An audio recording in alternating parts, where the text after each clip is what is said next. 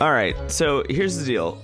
This morning I woke up, saw this news. I saw a bunch of like vague tweets from games journalist people who I guess probably had early access to this information. Because people have been talking about this pretty openly for the past week, saying that it was going to come this week. Obviously, Bloomberg reported on it in December, but kind of everybody knew that it was coming. So PlayStation Plus is getting revamped. They're adding 700 plus games and more value than ever, which is exciting, I suppose. So here's the deal. Here's what's happening.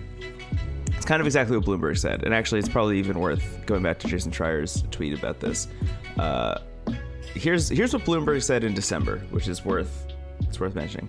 Details on Spartacus may not be finalized, but documentation reviewed by Bloomberg outlines a service with 3 tiers. The first would include all existing PlayStation Plus benefits. Second would include a large catalog of PlayStation 4 and eventually PlayStation 5 games. Third tier, extended game demos, game streaming, so that would like fold in PlayStation Now is the idea, and a library of classic PS1, PS2, PS3, and PSP games. There are some slight deviations from that, but that's like mostly exactly correct. I would say for people who like to dunk on Bloomberg reporting, I'm not one of those people because they're frequently very right, especially with stuff like this. I still maintain that the Nintendo Switch Pro is a thing, and that all those Bloomberg reports are right. It's just they were too early. Anyway, so let's look at what we actually get here, because these are our 3 tiers. I love that the first one is called PlayStation Plus Essential, because it literally is essential if you want to play video games online, which is very silly, and it's a thing that people have been dunking on PlayStation 4 like literally forever. But benefits. Provides the same benefits that PlayStation Plus members are getting today, such as 2 monthly downloadable games. Great. Exclusive discounts. Great. Cloud storage for saved games, which is actually very important. Online multiplayer access, which is, the most important thing here. There are no changes for existing PlayStation Plus members in this tier. So if you are already paying for PlayStation Plus, you get this. Great. Cool. Good. You love to see it.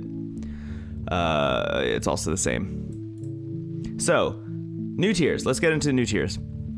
PlayStation Plus Extra provides all benefits of the Essential tier. Good, thank God. Adds a catalog of up to 400 of the most enjoyable PS4 and PS5 games, including blockbuster hits from our PlayStation Studios catalog and third-party partners. Games in the Extra tier are downloadable for play, which I think is interesting. So, first of all, you're not gonna have to stream stuff anymore, thank God, because that I think was one of my biggest concerns. The PlayStation Now, first of all, not available in huge swaths of the world.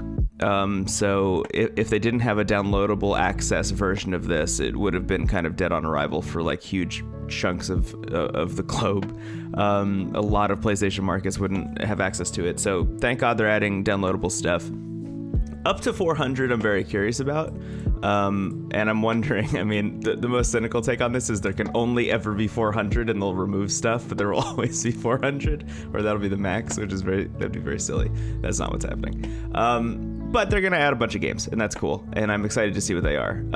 So let's talk about pricing. So right now, I'm going to talk about the US because that's where I'm based.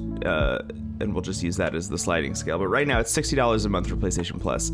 For this PlayStation Plus Extra, it's going to be $100 a year. So that's up $40 a year. It's not like the worst. It's not like it could be significantly worse than that. PlayStation Plus has had a lot of downloadable games for years. Yes, exactly. Or sorry, PlayStation Now. Yes. So I think that's actually kind of a big misconception about PlayStation Now. I think a lot of people thought it was still game streaming, but you could download stuff. That's how I played Ico and Shadow of the Colossus for our bonus last year, which was great. I had a great experience on PlayStation Now, honestly. And I liked it. So that having been said, up $5 a month if you want this tier.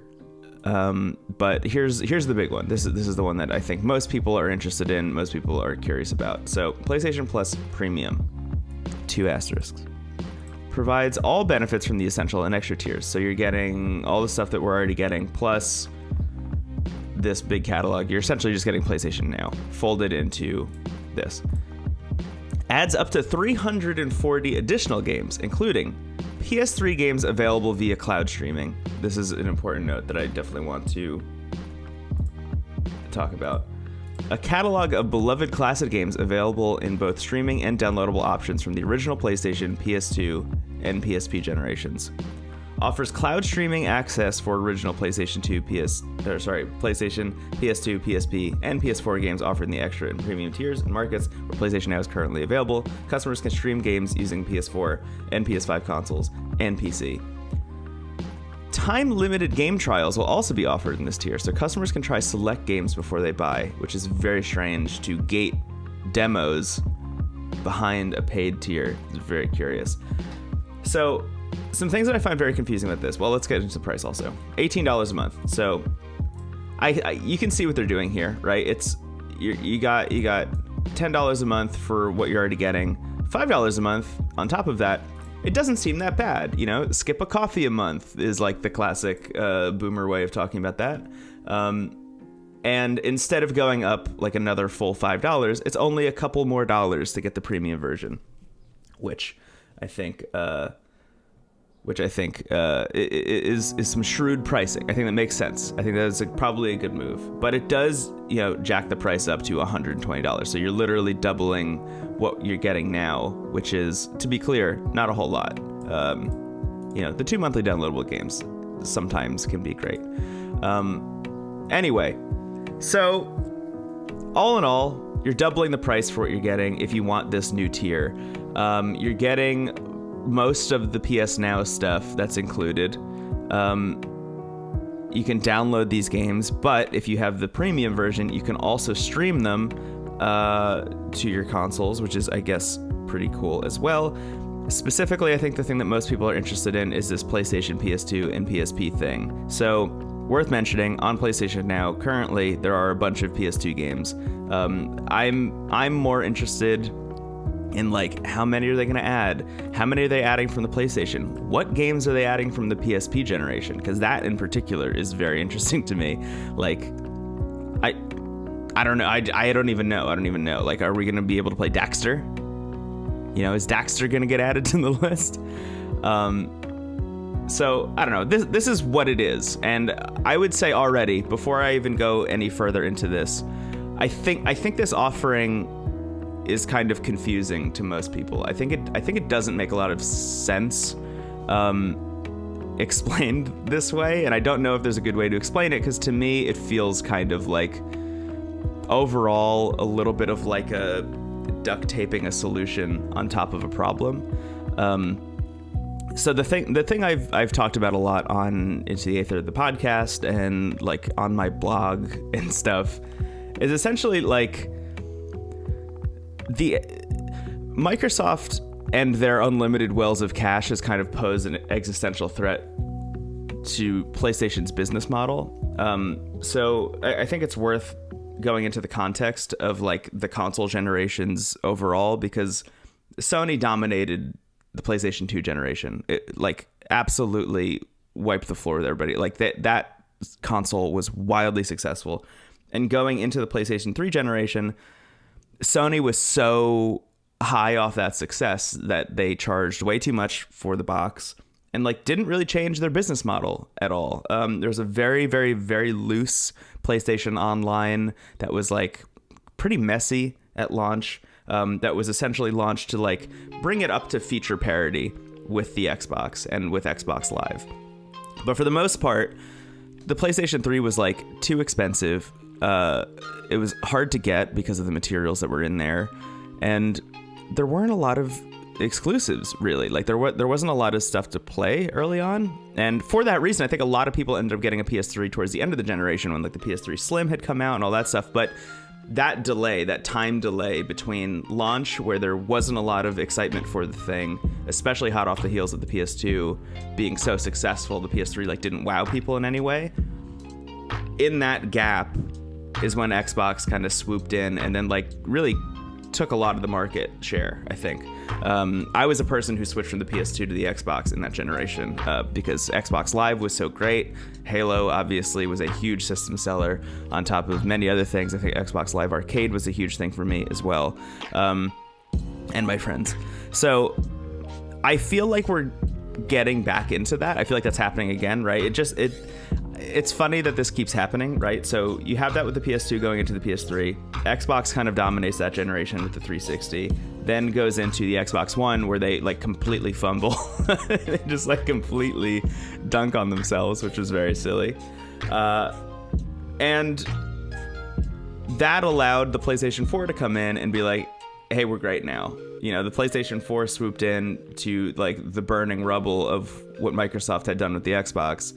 Everybody remembers that ad where it was like, here's how to share games on PlayStation 4, and it was just like two executives handing a game from one to the other, because of all the like weird DRM stuff that was happening with the Xbox. So PS4 then dominates that generation because it came out of the gate so strong. Xbox had fumbled, and like I was saying before, a lot of people ended up picking up an Xbox down the line, which is very silly.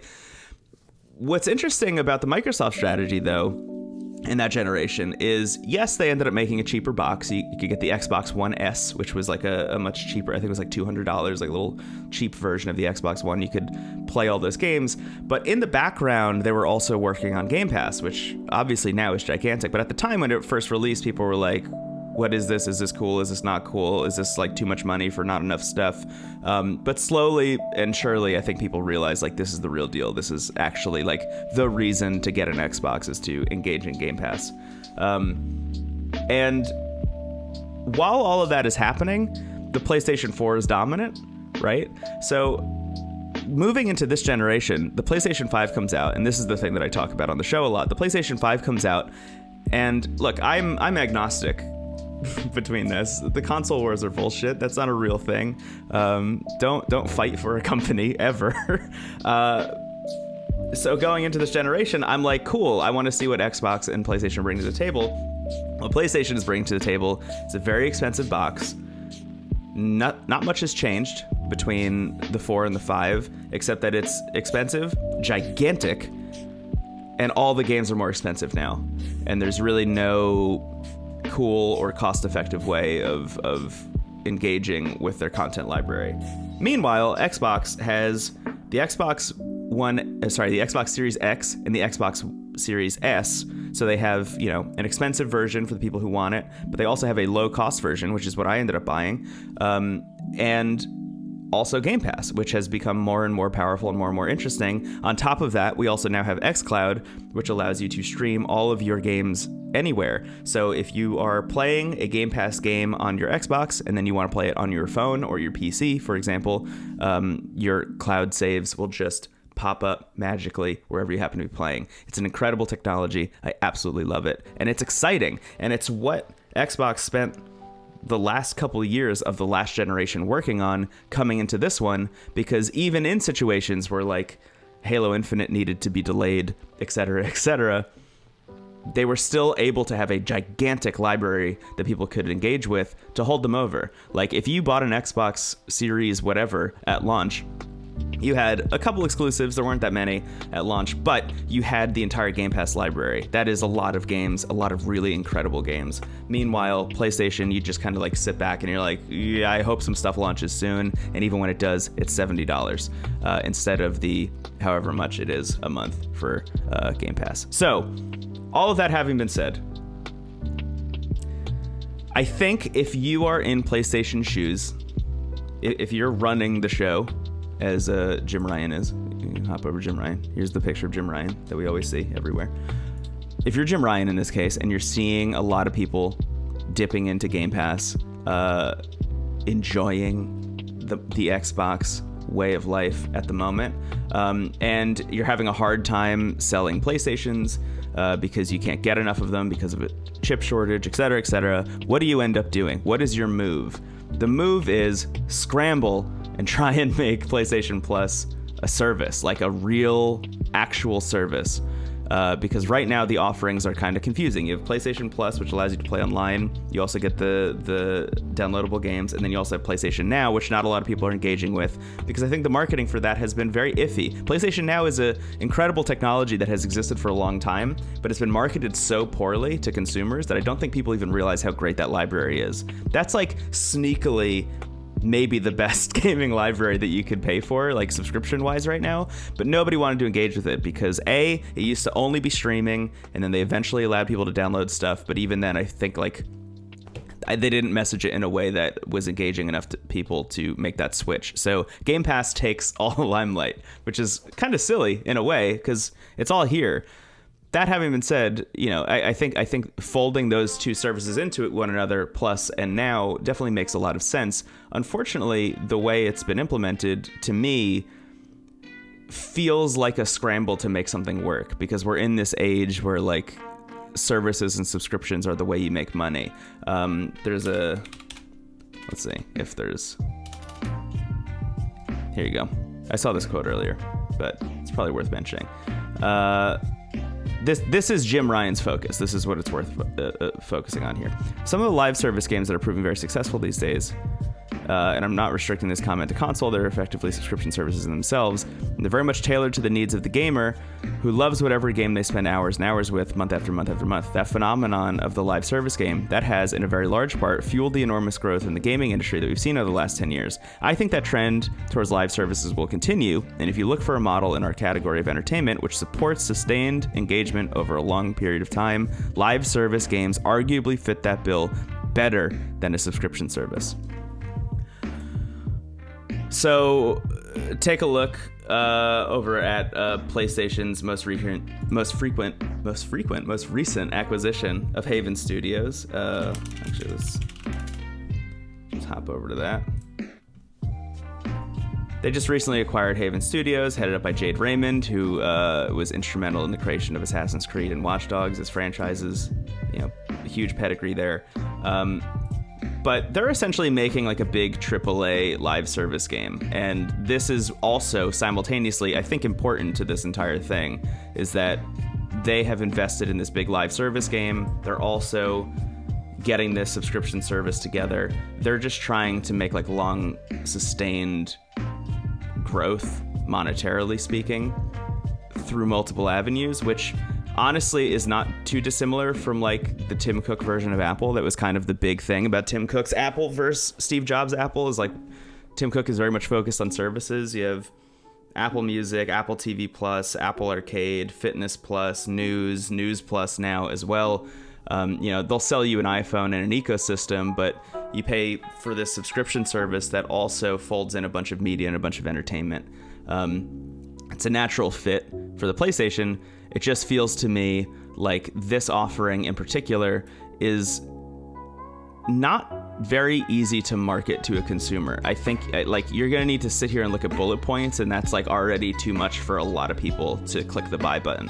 And then when you get into like the weird stipulations, for example, a catalog of beloved classic games available in both streaming and download options from the original PlayStation, PS2, and PSP generations. But if you want to play PS3 stuff, you can only play it via cloud streaming. I imagine in the marketing, it'll say like, hey, get PlayStation Plus Premium. You can play PS1, PS2, PS3, and PSP stuff. And then the asterisk will say you can only stream PS3 stuff. And that's kind of like shaky by itself. I think the demos thing is going to be interesting. As who just mentioned that in chat? Somebody just mentioned that in chat before. But Nintendo also does that with Nintendo Online, where they have their own demos that you can download through the eShop. If you have if you have Nintendo Online, they did that for ARMS. I think they did that for Kirby recently. But then on top of all of this, you have the price, which is like actually double what you're paying now. So I'm curious about this, but also I don't know if it's like, I don't know if it's going to be the success that maybe PlayStation thinks it's going to be internally. I do think folding Plus and Now into one service is definitely like cleaner messaging than it was before, because it brings it more in line with what Game Pass is doing, right? It's a little bit closer to like a pay the subscription fee and you can play all of these games, and there will be constantly more added here and there, et cetera, et cetera. But even then, this feels to me a little bit like you just kind of grafted a service onto another service and like hope that people will pay for it this time. And who knows if that's going to work. I'm not sure. But I'll check it out. To be clear, I just spent like, I don't even know how long, 20 minutes dunking on this. I'm actually very excited about it. I'm going to play all this stuff. I'm really excited to see if they add more PS2 games than are available on now. I want to see what PS1 stuff they're adding, because like that's a generation that I really haven't engaged with that much. And the PSP stuff in general, I think, is going to be very silly and very fun. PS3, give or take. I had a PS3 towards the end of the life cycle and like picked up all the games that I thought would be interesting on it, and it was fine. It's an okay library. I imagine there's some like real diamonds in the rough there, but I don't really know what they are, to be totally clear. PS Now trial was really spotty on some games for me. Yeah, that's the other thing, I think, is like PlayStation Now is not a very reliable service depending on where you are in the world and what your internet is like. For example, it was extremely good at my last apartment and is less good at my current apartment, which is, you know, I moved states. I moved from New Jersey to New York. So, you know, your mileage is extremely going to vary on that front. What's wild is how monthly payments are twice the price of the outer month price of a yearly payment. Monthly payments are twice the price.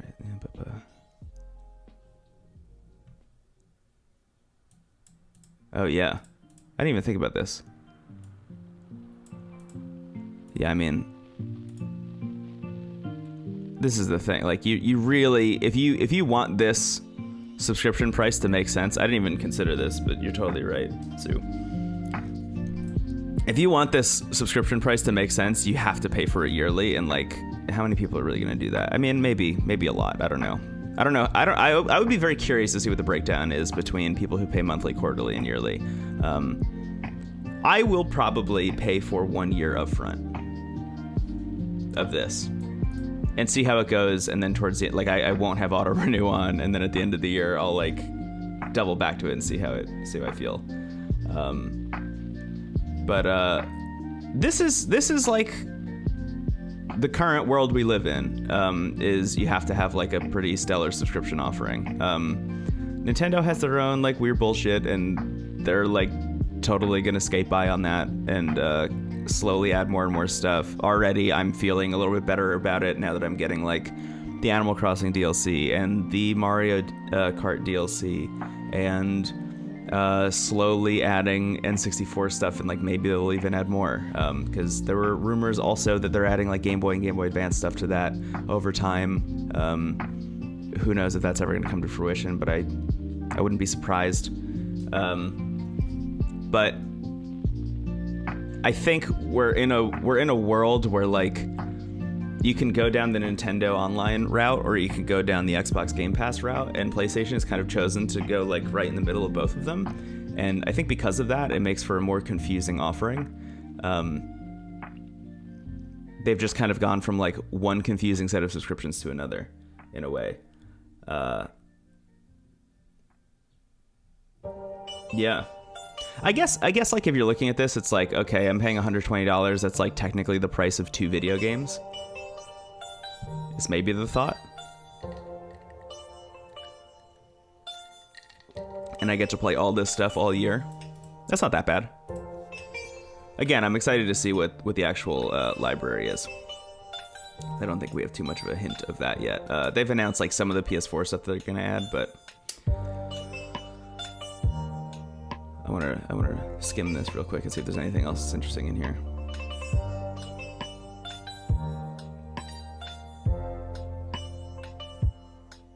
Here you go. In comparison to Xbox offerings, PlayStation Plus Premium tier carries a high monthly cost. However, where Sony has been competitive is with the annual pricing. Yeah. Hey, look at Spider-Man. This is such a funny quote. The premium option is more of a specialist tier, and one of its big draws is a collection of retro games. Obviously, it's not for everybody, which is why it's the premium tier. It's really funny. But there are people like me who've been around forever who have played those games and loved those games 20-odd years ago. Or maybe it's people whose parents rave on about these games and want to try them for themselves. Man, there's another... oh man, I wonder if I'll be able to find it. There's another interview.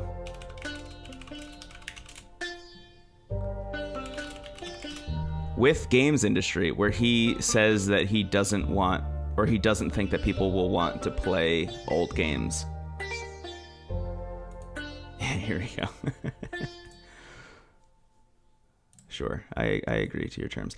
PlayStation Boss Jim. Okay, wait. Here we go. Yeah. Why would anyone want to play this? It's a quote that will cling to Jim Ryan for his entire career. Now he's actually addressed it. For those in desperate need of context, PlayStation Boss famously told Time about the occasion he attended a Gran Turismo event. The PS1 and PS2 games, they looked ancient. Why would anyone want to play this? And then they go on to close PS3 and PlayStation Vita. So I guess, it's more out of context. Point I was trying to make, obviously not well, which is how great the PS4 version looked. I wasn't trying to be disrespectful to our heritage. I guess by learning all of this. So when Yamauchi unveils the next Gran Turismo side by side with its history, I will keep my mouth shut. All right. So I guess I was out of context. Anyway, this has been very interesting. I'm also a little bit disappointed that it's coming in June. I was kind of hoping it would be available sooner than that. But whatever. I'm just gonna keep playing Dark Cloud 2 on my PlayStation 5, which is the thing I can already do. All right, I'm gonna go. Thank you for joining me. Maybe I'll do stuff like this more often when big news breaks. Bye-bye.